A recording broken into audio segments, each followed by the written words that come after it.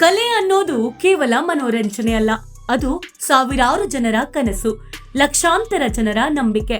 Rocking star Yash ಕೆಜಿಎಫ್ನ ನಂತರ ಇಡೀ ಜಗತ್ತೇ ಕನ್ನಡದ ಕಡೆ ತಿರುಗಿ ನೋಡುವಂತೆ ಮಾಡೋಕೆ ಟಾಕ್ಸಿಕ್ ಅನ್ನೋ ದೊಡ್ಡ ಕನಸು ಕಂಡಿದ್ದಾರೆ. ಆದ್ರೆ ಈಗ ಆ ಕನಸಿನ ಹಾದಿಯಲ್ಲಿ ಒಂದು ಸಣ್ಣ ಕಸಿವಿಸಿ, ಒಂದು ನೋವಿನ ಕಿಡಿ ಹತ್ತಿಕೊಂಡಿದೆ.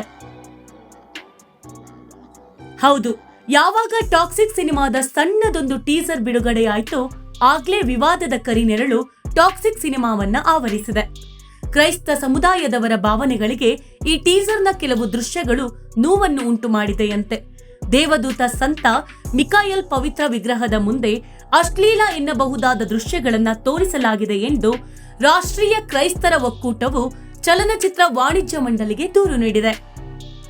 ನಮ್ಮ ಧರ್ಮಕ್ಕೆ, ನಮ್ಮ ನಂಬಿಕೆಗೆ ಈ ದೃಶ್ಯಗಳು ಮುಜುಗರ ತರುತ್ತಿವೆ, ದಯವಿಟ್ಟು ಆ ದೃಶ್ಯಗಳನ್ನು ತೆಗೆದುಹಾಕಿ ಎಂಬುದು ಅವರ ಕಳಕಳಿಯ ವಿನಂತಿ.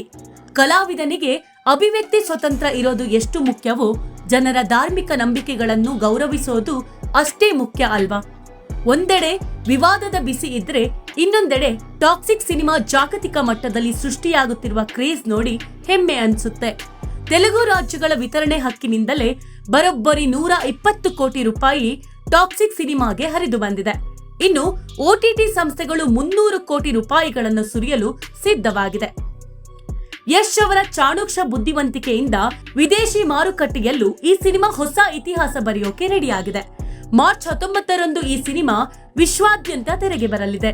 ಯಶ್ ಸದಾ ಸಂಸ್ಕಾರ ಮತ್ತು ಎಲ್ಲರನ್ನು ಗೌರವಿಸುವ ಗುಣಕ್ಕೆ ಹೆಸರಾದವರು. ಈ ವಿವಾದವು ಕೇವಲ ಆಕಸ್ಮಿಕವಾಗಿರಬಹುದು. ಕಲಾವಿದನ ಶ್ರಮಕ್ಕೂ ಬೆಲೆ ಸಿಗಬೇಕು, ಜೊತೆಗೆ ಯಾವುದೇ ಸಮುದಾಯದ ಮನಸ್ಸಿಗೆ ನೋವಾಗಬಾರದು. ಈ ಗೊಂದಲಗಳು ಬೇಗ ಬಗೆಹರಿಯಲಿ.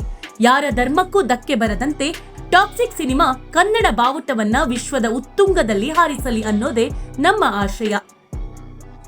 ಈ ವಿವಾದದ ಬಗ್ಗೆ ನಿಮ್ಮ ಅಭಿಪ್ರಾಯ ಏನು? ನಿಮ್ಮ ಮನದ ಮಾತನ್ನ ಕಮೆಂಟ್ ಮಾಡಿ ತಿಳಿಸಿ.